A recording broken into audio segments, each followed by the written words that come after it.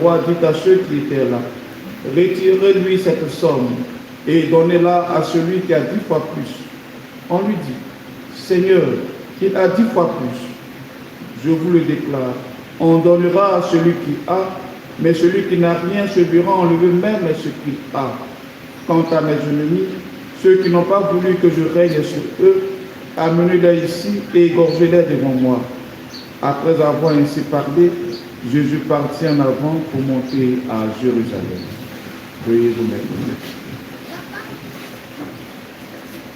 Acclamons la parole de Dieu. Louange à toi, Seigneur Jésus.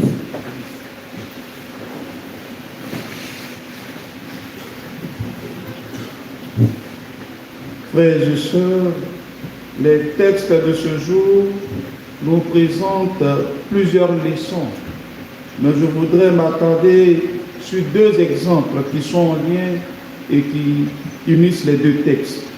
Ainsi donc, 2 exemples de fidélité héroïque et de responsabilité dans la mission. D'un côté, la mère des 7 frères martyrs qui encourage ses enfants à rester fidèles à la loi de Dieu, même au prix de leur vie. Et de l'autre, Jésus qui raconte la parabole des talents confiés à ses serviteurs, pour leur rappeler que la fidélité ne se limite pas au refus du mal, mais s'exprime aussi dans la fécondité de nos engagements. Dans la première lecture, tirée du second livre des Maccabées, une histoire nous est racontée et celle-ci est bouleversante. Une mère voit mourir ses 7 fils en un seul jour, parce qu'ils refusent de transgresser la loi en mangeant du porc. Elle les exhorte avec courage. Ce n'est pas moi qui vous ai donné l'esprit de vie, c'est le Créateur du monde. Cette femme valeureuse incarne la foi indomptable. Elle sait que la vie véritable vient de Dieu et qu'aucune souffrance terrestre ne peut l'anéantir. Son témoignage nous rappelle que la fidélité à Dieu est parfois coûteuse, nous fait perdre beaucoup d'avantages, mais cette foi ouvre surtout à la résurrection de la vie, à la vie avec Dieu. Et le psaume prolonge cette espérance. Au réveil, je me rassasierai de ton visage, Seigneur. La fidélité, frères et sœurs, ce n'est pas une fête, mais c'est une promesse, celle de voir Dieu face à face. La prière du psalmiste est celle de tous les martyrs qui ne s'accrochent pas à la vie terrestre, mais à la vision du Seigneur, à la vie avec Dieu.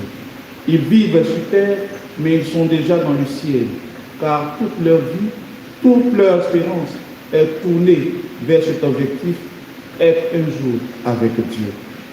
L'Évangile, quant à lui, nous déplace sur notre terrain de la fidélité. Jésus raconte la parabole des mines confiées aux serviteurs. Certains les ont fait fructifier, d'autres les cachent par peur. Le maître récompense les fidèles et condamne à celui qui n'a rien fait. Ici, la fidélité n'est pas seulement résistance, mais elle est fécondité. Dieu nous confie des dons, des responsabilités, une mission. Il attend que nous les mettions en œuvre pour son royaume. La fidélité est active, créative, audacieuse. Frères et sœurs, nous sommes appelés à unir ces 2 dimensions de la fidélité telles qu'elles nous ont été présentées dans les textes de ce jour.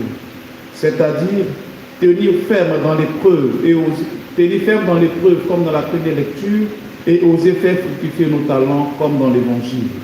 La fidélité n'est pas seulement une simple défense, c'est une dynamique de vie. Comme la mère des 7 frères, nous devons garder l'espérance. Comme les serviteurs fidèles, nous devons investir nos dons pour que le royaume de Dieu grandisse et s'affermisse.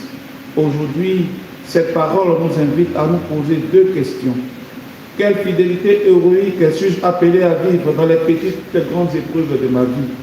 La seconde, quel talent confié par Dieu doit faire fructifier pour que ma communauté, mon Église, ma famille et ce monde soient transformés? Que cette Eucharistie nous donne le courage des martyrs et l'audace des serviteurs fidèles. Alors, au réveil, nous nous rassasierons du visage du Seigneur. Que Dieu nous y aide. Amen.